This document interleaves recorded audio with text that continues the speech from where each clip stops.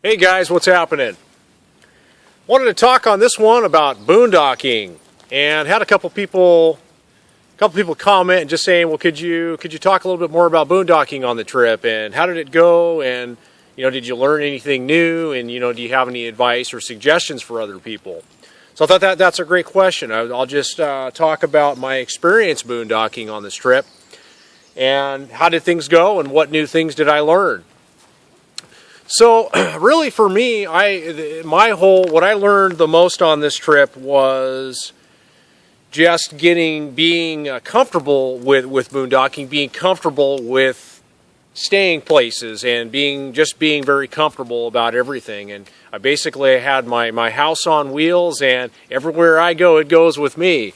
So where I was going to stay, it just really became not an issue at all. And I think that, my attitude about it during the whole trip is just simply this, is that I'm a traveler. I'm not taking up residency anywhere where I'm going. I'm just traveling. So I need a place to park for the night. And that's what it was. Very few places I stayed for long periods of time in the same spot, unless I was on public land. But for me, that was just really my whole attitude about everything that I was doing, being responsible, picking up after myself, and not drawing a lot of attention to myself. And I'm just traveling. I'm not taking up residency here. I'm not actually living here. I'm not living in this little area or what have you. So as far as new places, every state to state is going to be different. California, for example, I know in California, if you're traveling on the interstates, most of the rest areas allow you to park overnight, which I learned that, and I don't think I ever did spend. I know I didn't. I didn't spend the night at a rest area. There were some nice ones. California has very, very nice rest areas to overnight stay. I spent truck stops ended up being a good thing for me. I did spend a few nights at truck stops, and the noise really wasn't an issue for me, because by the time I got there, I was tired and I was ready to go to sleep. So the noise didn't bother me at all. And if noise is an issue, the simple solution to that is earplugs. Always have a set of earplugs with you, and you'll never have any troubles there. Another thing I'd like to point out is Walmart parking. What I learned on this trip is that even though Walmarts have signs posted outside, and even in some Walmarts, there's actually city ordinances posted outside that say, well, there's no overnight parking. Overnight parking here is prohibited. Walmart still may have a different attitude about it altogether, which I did learn when I went to Medford, Oregon.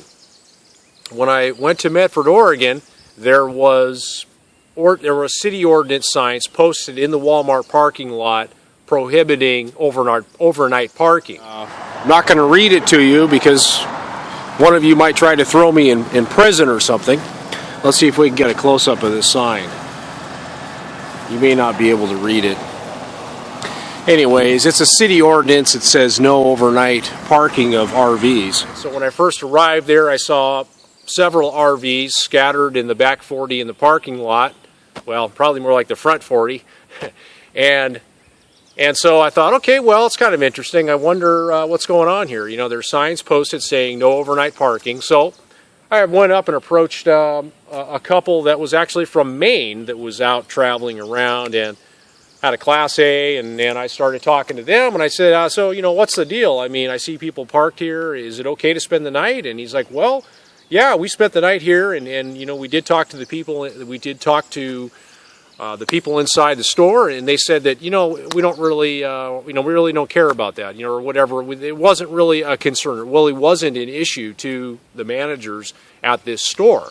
So I thought, wow, that's kind of interesting. So anyways, I ended up actually spending a few nights at that Walmart. When I was in Medford, I was out exploring, and then I actually ended up I moved around a little bit, went to another part of the parking lot, and then I spoke to a couple of other RVers that were also there that were spending the night. And they said the same thing. They had been there a couple of nights, and they had even seen police officers patrolling through the parking lot. Nobody said anything. Nobody from the store said anything. So that's just one thing to keep in mind. Not to take advantage of anything, but just to be aware of the fact that even though there are these rules going on or signs posted, you still may be able to overnight stay there, okay? And that is gonna depend from Walmart to Walmart, because I've heard all kinds of stories. I had some friends that were camped at the Grants Pass Walmart, and they got kicked out. They got asked to leave, and I think it may have been from the police. So it really just depends from place to place. And you know, my thing is I mean, if I'm asked to leave, then I will leave. I mean, if I'm just traveling through, then I'll just go somewhere else. But that was just kind of something that I found interesting when I was there. So, and just kind of a side note, yeah, Medford, Oregon Walmart, really good place, awesome place. There was actually a Lowe's right next to Walmart, and then a Costco directly right next to Walmart. One of the coolest layouts I've ever seen from a big shopping consumer perspective. So I think it's pretty awesome. There's a Lowe's right there, then you've got boom, Walmart, and then boom, Costco. Medford, Oregon is a good stop. Okay, so I covered that. Another thing to cover is there's a lot of places on Highway 101. You know, right on Highway 1, right on the coastal. The Pacific Coastal Highway, that you can camp. I know in Oregon it is legal to camp camp right off the side of the road. If there aren't any signs posted, it is legal to do that in the state of Oregon. So keep that in mind from state to state. You know, Oregon is a really good state to get away with overnight staying on off of a lot of highways and you know, and that sort of a thing. You can really get away with doing that from mine, Oregon. You know, they're not really on you about anything. I've never been asked to leave, you know, or anywhere.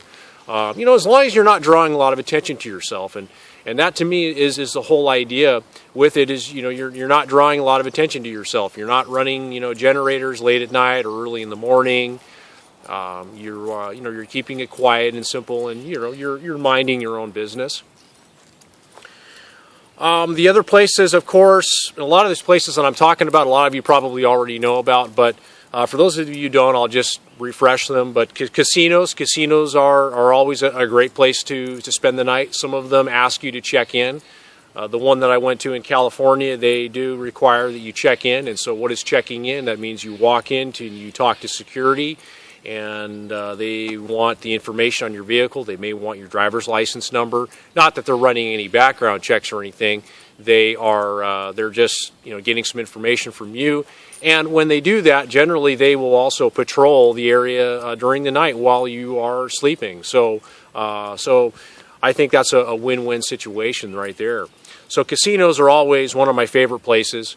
The rules, you know, they change the rules often at casinos, so you do have to pay attention to that. One of my favorite websites is casinocamper.net or .com, and there's a wealth of information on there covering all of the casinos, and there's a lot of people will give feedback on changes at casinos and rule changes, and you know, can you stay this long, or how many nights can you stay, or maybe you can't even stay at all.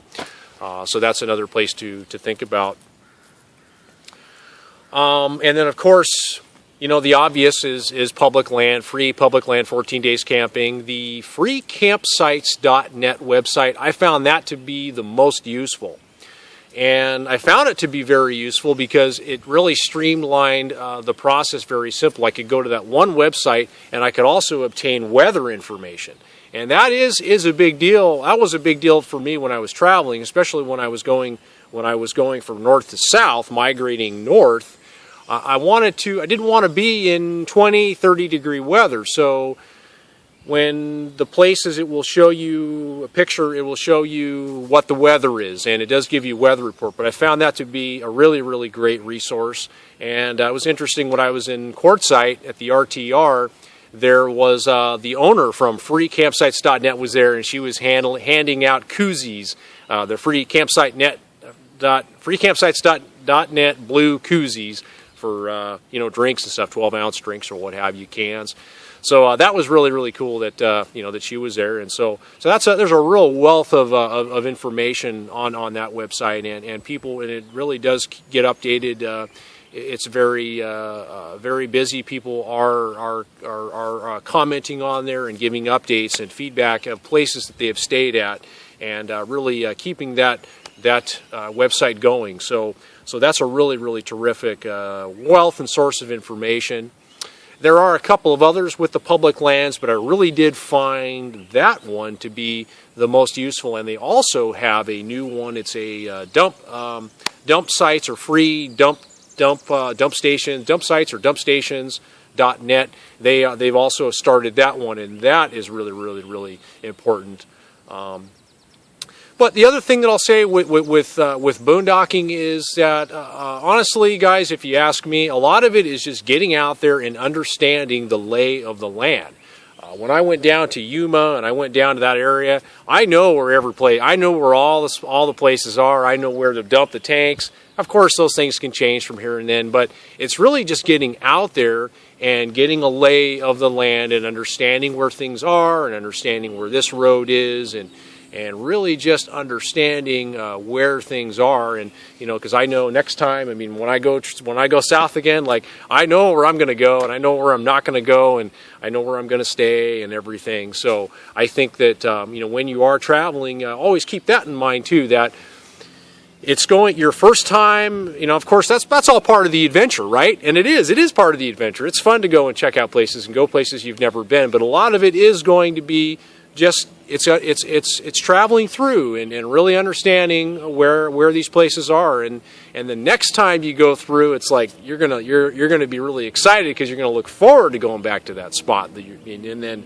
if you're really smart, you'll take a map and you'll make marks about where things is. This is really important, and I kind of slacked off a little bit on this task of marking down a lot of these spots on a map, on a physical hard copy map of where things are. That's another really, really, I think, a really, really important and valuable thing to do. So boondocking, yes, it was definitely a success. I think most of it, like I said, it's all in your head. It's all about getting comfortable with it and having that right attitude, having that right mental attitude about it, and not being afraid of anything. No fear, no fear. And that's another big valuable lesson that this trip taught me, is just no fear. It's silly to be afraid of anything. It's silly to be afraid of anything when it comes to traveling. It's totally an adventure, and it's all about having a good time. It's all about having fun, and just getting out there and testing yourself and seeing what you're made of, and traveling and so forth on a trip like this. It's really going to teach you a lot about yourself, and that is very exciting, is learning about yourself and just having no fear and breaking through all those conditionings that society has put on you, telling you not to do this, and basically breeding fear. And so and that's what I really promote on my channel, is to not be afraid. Take those steps in the right direction so that you can change your life and make it the way you want it to be. Peace, guys. I hope you enjoyed this video. We'll see you on the next one, and have an awesome day.